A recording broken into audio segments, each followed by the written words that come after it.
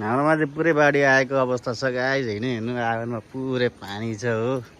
धान झ्याप्याक झुपुक भइसकिसकेको छ।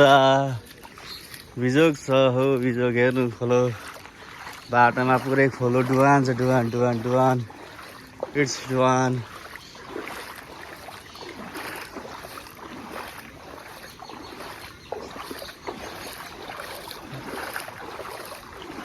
यस्तो छ अवस्था होइन। यहाँ हेर्न सक्नुहुन्छ बाटोमा पानी कस्तो कुदिरहेको छ।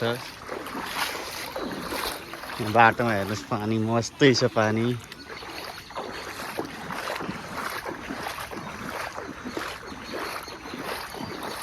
पुरै डुबान छ डुबान। बिर्तामोड 7 नगरपालिका यहाँदेखि अलिकति पूर्वपट्टि बस्ती डुबानमा परेको छ।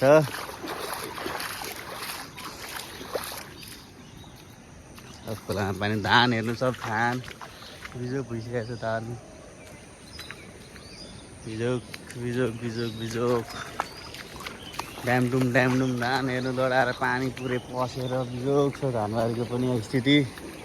यहाँ हेर्न सक्नुहुन्छ कत्रो आएको छ पानी। आमा यत्रो हुँदा राख्दा पनि पानीले थाम्न नसकेर बिजोग छ बिजोग छ बिजोग। धान हेर्नु मान्छेको धान सकायो नि यसपालि।